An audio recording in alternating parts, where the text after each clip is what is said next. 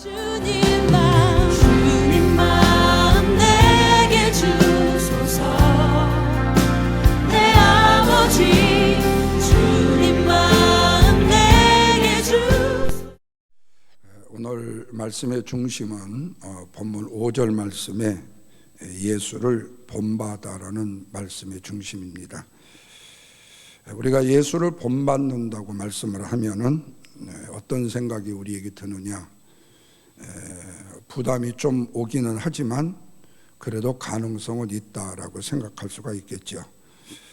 왜냐하면은 예수 그리스도를 본받기는 참 힘들지만 내가 한번 노력은 해볼 수 있다라는 의도의 접근의 방식이죠. 이것이 절대로 나쁜 것이 아닙니다. 그런데 문제는 이 접근 방식이 과연 바로 옳은 일인가 하는 문제는 다시 한번 생각해 볼 문제입니다. 물론 이렇게 생각하는 분들이 참 고맙죠. 그러나 이렇게도 생각하지 않는 분들도 있기 때문에 오히려 생각하는 것이 고마울 수 있습니다. 그렇다면 성경에 우리가 예수님을 본받기 위해서 어떻게 해야 되는가에 대한 부분을 기록이 되어져 있지만 실제로 그 기록의 말씀의 뜻을 우리가 어떻게 잘못 해석을 하거나 오해를 하게 됐을 때 문제가 생기게 되는 거죠. 성경에 예수님을 깊이 묵상해야 되고 기도를 많이 하면 우리가 예수님을 본받을 수가 있다. 근데 어떤 분들은 5시간씩 예수님보다도 더 많이 기도하는 분들도 종종 계시는데 그리고 어쩌다 보면 성질 나오고 별로 그렇지 않은 것 같은 것도 있죠. 그러면 성경에 나오는 예수님은 어떤 분이냐는 거죠. 예수님을 본받는다는 이 말이 있기 때문에 우리는 이미 예수님이 어떤 분이라는 사실을 각자의 마음속에 결정된 예수님의 모습과 본받아야 될 모습이 생기게 된다는 거예요. 물론 이것도 없이 있을 수는 있지요. 그래서 성경을 열심히 연구도 하고 읽게 되죠. 그리고 내가 어떻게 하면 예수님을 본받을 수 있는가에 대한 하나의 상을 찾게 된다는 겁니다. 그러다 보니까 우리가 때로 예수님은 죄인들 앞에서 할 말 다 했으니까 그냥 하고 싶은 말 하자. 당신은 죄인이다. 그리고 또 가능하면 다른 사람들이 나를 비난할 때에 나는 좀 말을 적게 하자. 그리고 세리와 친구를 맺으신 예수님이니까 이 세상의 그 누구를 막론하고 우리가 친구도 삼을 수 있다. 그리고 사람들이 나를 어떻게 말하든 그 평가에 관심을 두지 말자. 아니면 죽은 자를 살리신 예수님을 본받아야 되니까 병자를 고치시는 예수님을 본받아야 되니까 고난도 받고 예수님의 능력을 내가 소유하기 위해서는 기도원에 가서 금식하면서 얼마 동안도 기도할 수 있다. 이런 등등의 예수님에 대한 본받음에 대한 상을 자기 나름대로 다 설정한다는 거예요. 그렇게 애도 쓴다는 겁니다. 그런데 과연 그렇게 함에도 불구하고 과연 몇 사람이나 얼마나 예수님을 본받는 삶을 살고 있느냐 하는 겁니다. 본문의 말씀에 오늘 예수님을 본받으려면 서로의 뜻을 같이 하게 되고 한 마음이 되고 한 입으로 우리 주 예수 그리스도 아버지께 영광을 돌린다라고 말씀을 합니다. 오늘 본문의 말씀에서 생각할 수 있는 것은 서로 뜻을 같이 하자는 거예요. 한 마음이 되자는 겁니다. 이렇게 하면 누구께 영광을 돌려요? 하나님께 영광을 돌린다는 겁니다. 그렇다면 어떻습니까? 이 말이 교회에서 얼마나 많이 듣는 말이고 얼마나 많이 구호로 외쳐지는 말입니까? 교회는 예수 그리스도의 몸이에요. 몸이니까 당연히 예수님을 본받아야 되겠죠. 교회가 나누어지거나 분열이 되게 되면 안 됩니다. 서로 하나가 돼야 되는 것이 사실이에요. 이것을 위해서 나를 내려놓고 기도하고 나를 포기하는 결심도 하게 됩니다. 그런데 그렇게만 되는 게 아니에요. 이것이 또 인내가 필요합니다. 내가 아무리 때로는 힘들더라도 참고 견디는 인내가 필요하다는 거예요.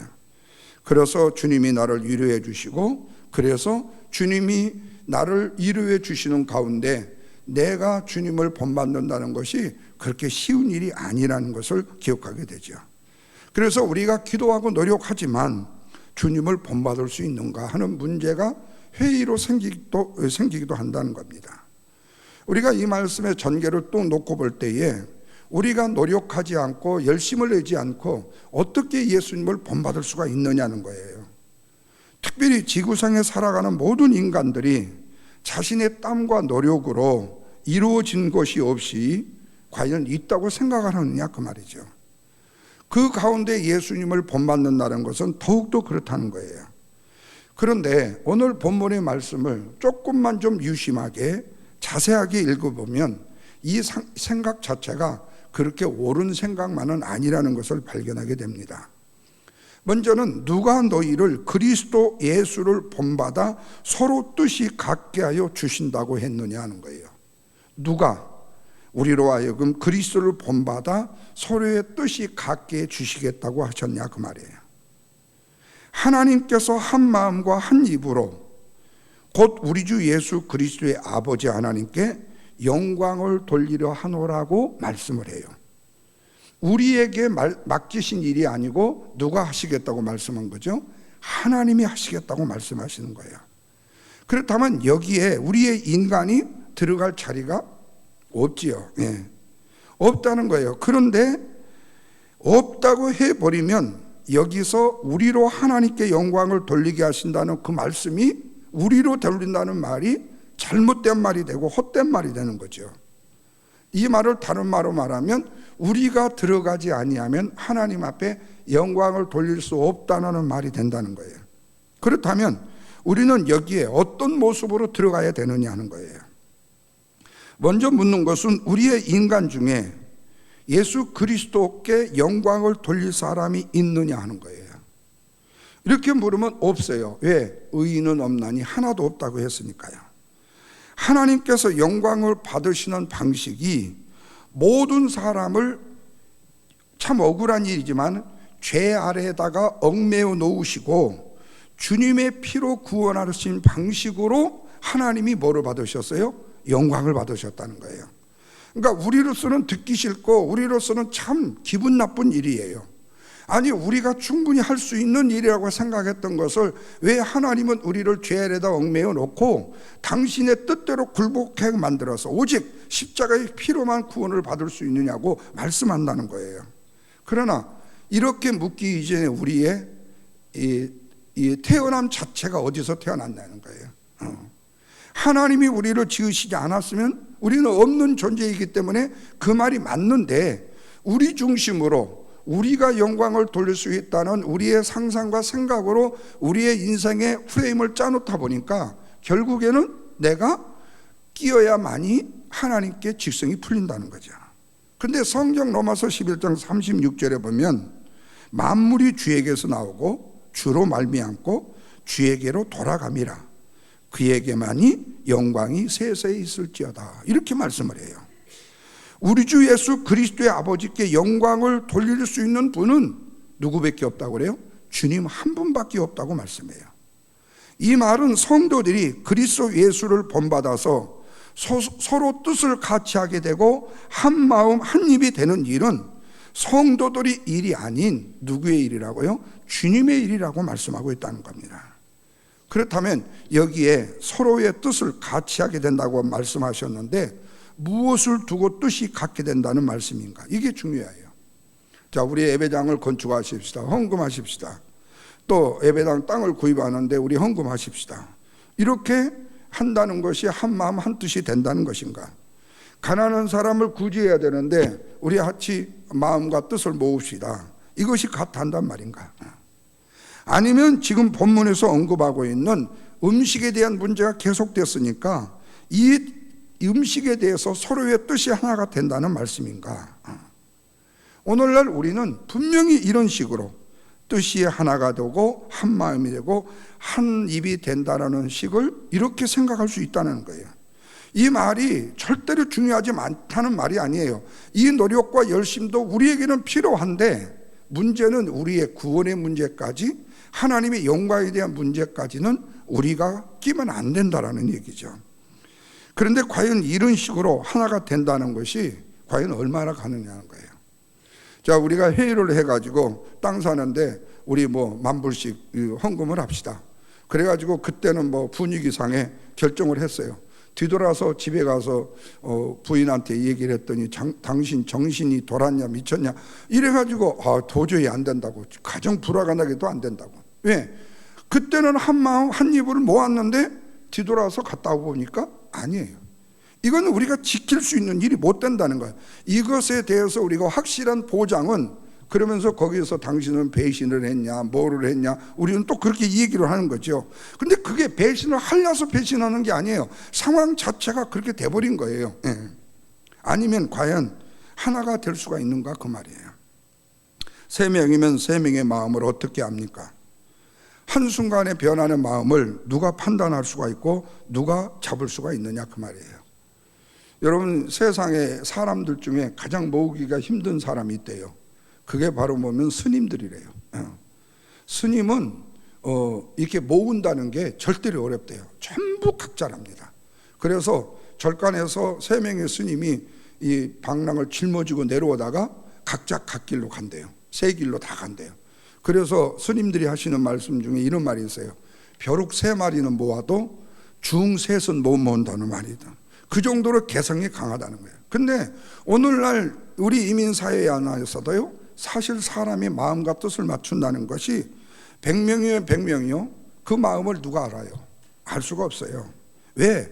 한 마음이라는 것은 우리가 만들어 놓은 마음이 아니고, 우리가 각오하고 다짐하는 마음이 아니고 하나님이 창조한 마음이기 때문에 그런 겁니다. 그래서 인간들이 조각한 마음이 아니라는 거예요.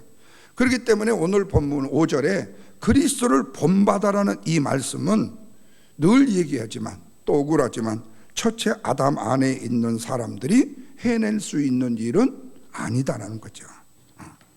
어떻게 하나님의 일을 피조물인 죄인이 행할 수가 있느냐 그 말이죠.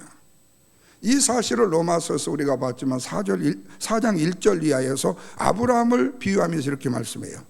아브라함은 일을 아니할지라도 경건하지 아니하는 자를 의롭다 하시는 이를 믿는 자에게는 그의 믿음을 의로 여기셨다, 이렇게 말씀해요.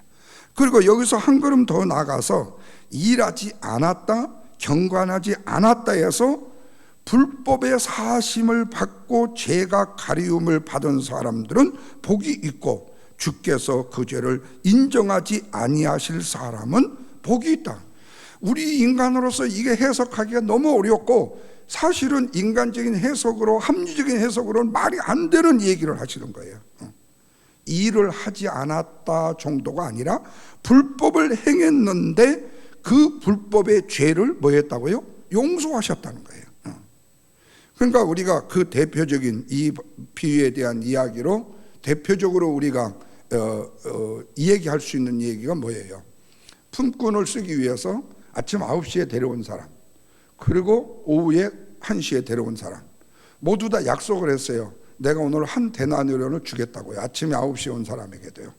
그리고 일이 끝났잖아요.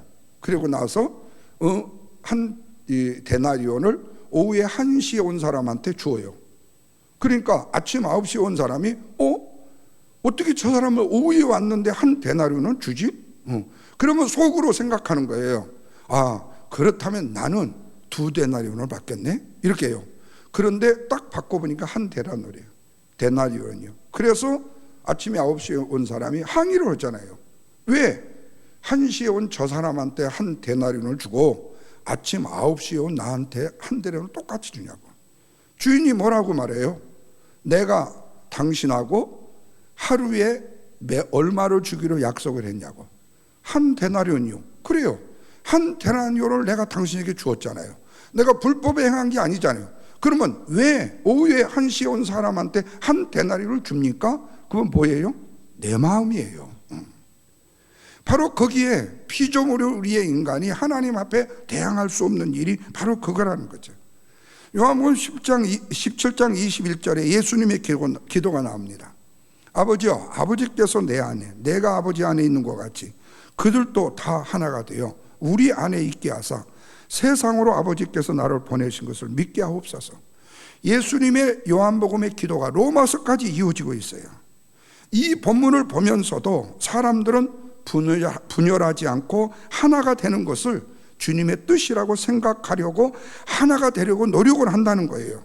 그래서 우리가 하나가 됩시다, 열심히 합시다, 이렇게 우리가 말로 한다고 해서 하나가 되느냐 그 말이에요. 하나가 될 수 없다는 거예요. 그런데 하나가 되는 비결이 있어요. 그 중에 누가 하나 피를 흘려야 돼요. 꼭 우리는 꼭 다 몰아쳐서 얘기하는 건 아니에요. 예. 정상적으로 있다가요, 그 일이 보편적인 일이 돼요. 근데 누가 하나가 죽고 나면요, 그때는 눈이 돌아가게 돼요. 그래가지고 법도 바뀌어 버려요. 여러분 보세요. 한국에 얼마 전에 이 뭡니까 인도로 그 스쿨존에서 어린아이 하나가 치여서 죽었잖아요. 그 부모가 그걸 가지고 피켓을 들고 울고 불고 방송에 나와서 심지어는 대통령까지 면담회까지 나와가지고 그걸 들고 외치니까 법이 통과가 돼버렸어요. 그러면 그렇게 죽은 애가 그 애 하나밖에 없냐 이거예요. 아니라는 거예요. 근데 왜 걔는 법이 되고 다른 애들은 법이 안 되냐는 거예요. 이거 웃기잖아요. 세상 말로 말하면요. 세상 말로 하면 너무 웃기는 거예요. 예. 왜? 그보다도 수많은 사람들이 길게 죽었거든요. 그렇다면 그 법을 그 하나 죽었다고 외걸복걸하고 피켓 들고 운고 불고 한다고 해서 세워주는 법이 오직 한 법이겠냐 그 말이에요. 그러니까 또 바꿔야 되는 거예요. 이제는 운전사들이 들고 일어나는 거예요. 왜? 천천히 갔어요. 그랬는데 지가 튀어나오고 튀었는데 어떻게 해요? 그럼 운전사는 무슨 죄냐는 거예요. 그래서 혹시 이미 미국에 사신 분들 한국에서 운전하시려면 조심하셔야 됩니다. 예. 이제는 무조건 운전사가 덜려 들어가는 겁니다. 예. 그러니까 상황 자체를 좀 이렇게 분석해가지고 연구를 해서 법을 만드는 게 아니고 누구 하나 피켓 들고 큰 소리 치고 울고불고 하고 하나 죽으면 법이 바뀌어요. 그러니까 마치 이런 감성에 의해서 변화되는 인간적인 변화 자체, 하나님의 주권에는 이것이 용서가 없어요. 제자들이 성령을 받았을 때 무엇으로 하나가 된 모습으로 나타납니까? 성령을 받은 이들이 전하는 내용이 뭡니까? 그들이 성령 받고 한 얘기가 뭐였대요? 예수님이 내 죄를 위하여 뭐였다고요? 십자가에 죽으셨다는 거예요. 바로 그 고백을 한 자들이 성령을 받은 자들이었어요. 바로 이 모습이 바로 뭐지요? 한 마음, 한 입, 한 뜻이 된 것이라는 거죠. 그러니까 그것은 인간의 감정으로 한 입이 되고 한 뜻이 되어서 법을 통과시킨 것이 아니고 성령의 감동을 통해서라는 거죠. 여호수아 7장에 보면 아이성 전투가 나오죠. 여호와 하나님이 이스라엘 백성들에게 애굽으로 인도하시고 약속의 땅 가나안으로 인도하시는 중인데 첫 번째 여리고 전투에서요 대승을 했잖아요. 그 다음에는 이 눈꽃 많은 아이성이에요. 말 그대로 어린애 성 아이성이에요. 너무너무 쉽게 점령할 수 있는 성이라고 생각을 했어요. 그래서 2만 1000명만 올라가도 충분히 점령할 수 있는 성이에요. 누가 봐도 그래요. 그런데 그 성을 점령을 하러 싸우러 갔다가 36명이 그 아이성에서 죽습니다. 이 일로 인하여서 이스라엘 백성들이 마음이 물처럼 녹아버렸다고 그랬어요. 너무나도 쉽게 점령하리라고 생각했던 아이성에서 패배를 했던 거예요. 그렇다고 싸우는 것 자체가 여리고성처럼 싸우질 않았느냐? 그것도 아니에요. 그때 여호수아가 옷을 찢습니다. 이스라엘 장로들과 함께 여호와의 궤 앞에서 땅에 엎드려서 머리에 티끌을 찢집쓰고 저물도록 있다가 주의 이름으로 어떻게 하시겠습니까? 라고 묻습니다. 그러자 여호와 하나님께서 이스라엘이 죄를 범했다고 말씀을 하셔요. 내가 그들에게 명한 나의 언약을 어겼으며 또한 그들이 온전히 바친 물건을 가져가고 도적질하며 속이고 그것을 그들의 물건들 가운데 두었다고 말씀을 하시는 거예요. 그래 이 도대체 무슨 일인가 하고 범인을 찾다 보니까 유다 지파의 세라의 증손인 삽디의 손자 갈미의 아들인 아간이 외투를 한 벌을 도둑질한 거예요. 딱 한 사람이에요. 민수기 26장 51절에 보면요 20세 이상으로 당시에 전쟁에 나갈 만한 이스라엘 자손의 계수된 자가 60만 7,300명이었습니다. 이 가운데 누가 하나 들어간 거죠? 아간 한 사람이 들어갔어요. 이거는 60만 분의 1 정도, 0.000016 정도 되는 거예요. 숫자도 못 쉬어요. 얼마나 미미한 숫자입니까? 그런데 그 미미한 숫자 한 사람의 야간으로 인해서 하나님께서 이스라엘 전체에 폐해를 하게 하시고 무려 36명이나 죽게 만들었습니다. 이들이 잘못이 있습니까? 잘못 없잖아요. 36명이 잘못 있는 사람만 죽었을까요? 잘못 없는 사람이 죽었습니다. 근데 누가 죽이신 거예요? 엄밀히 말하면 하나님이 죽이신 거예요. 무엇 때문에요? 아간의 죄 때문에요. 그러면 아간의 죄가 뭐예요? 하나님의 언약을 어긴 거예요. 그리고 여호와의 것을 도둑질한 거예요. 그렇다면 여러분, 지금 이 전쟁에서 아간이 전리품으로 취했던 것을 도둑질을 했는데 우리가 이겼으니까 충분히 할 수 있다고 사울처럼 생각할 수가 있잖아요. 그런데 문제는 이 전쟁이 누가 하는 전쟁이냐는 거예요.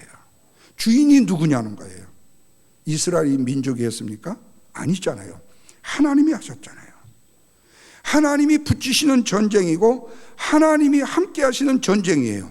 그러니까 이 전쟁에 인간의 힘이 개입되어서는 돼요, 안 돼요? 안 된다는 거예요. 이스라엘 민족들은 비록 행위를 했지만 그 행위로 인해서 전쟁에 승리한 것이 아니라 여호와 하나님께서 개입하셔서 홀로 하시는 전쟁이었다는 거예요. 여기에 아간이 여호와의 전리품을 자기의 전리품으로 여기고 훔쳤다는 거예요. 다시 말하면 아간도 물론 이 전쟁에 한몫을 했다고 생각해서 가져간 것이 사실이에요. 자기 목일 수 있다고요. 그래서 전리품을 조금 취했어요. 그런데 아간은 가나안 전쟁을 자신의 전쟁으로 생각했다는 거예요. 이 일로 인해서 이스라엘이 패했다는 겁니다. 그래서 하나님께서는 아간을 제거하시는 방식으로 이스라엘을 어떻게 하죠? 새롭게 개혁을 하시는 거죠. 새 이스라엘을 만들어요. 누구의 나라로? 다시 하나님의 나라로 만들어요. 우리가 신약에도 말씀해 보면 아나니아와 삽비라가요, 초대교회에서 그 사람이 잘못한 게 뭐가 있어요? 솔직히 말해서 재산 팔아고 바쳤어요. 그런데 바치다 보니까 새끼들 좀 생각나서 좀에 좀 감춰놨어요. 그게 뭐가 잘못됐냐는 거예요. 다른 사람은 하나도 안 했는데 근데 왜 그 사람을 죽이냐는 거예요. 이미 내 손에 있었을 때와 하나님께 드렸을 때에는 하나님의 것이지 내 것이 아니었다는 거예요. 그런데 내 것으로 취했다는 거예요. 그것이 바로 죄였다는 거예요. 그러니까 한 몸이라는 것은 주님이 만들어 가시는 것이지 결코 인간이 만들어 가는 것이 아니라는 겁니다. 그래서 한 몸이라는 것은 주님의 그리스도의 보혈의 은혜를 증거할 때 표현될 수 있는 용어예요. 그래서 예를 들면 아간처럼 자신의 공로를 내세우게 되어지게 된다면 그 사람은 한 몸에 포함될 수가 없게 되는 거죠. 그래서 예수 그리스도를 본받는다는 말이 아니라는 거죠. 나는 희생입니다. 하나가 됩시다. 이 말도 말만이 아닌, 입술이 아닌 먼저 희생의 미랄이 돼야 된다는 거죠. 그래서 이 말씀은 내 자신에게 어떤 일이 일어난다 할지라도 주님의 은혜의 은총말을 증거하며 또 감사함으로 주 앞에 서서 주님의 마음으로 하나가 되고 한 뜻이 되고 하나가 되어질 때 주님을 영화롭게 하는, 그리고 주님을 본받는 믿음의 성도의 모습이 될 수 있다. 이 은혜의 모습으로 저와 여러분이 설 수 있기를 주님의 이름으로 부탁합니다.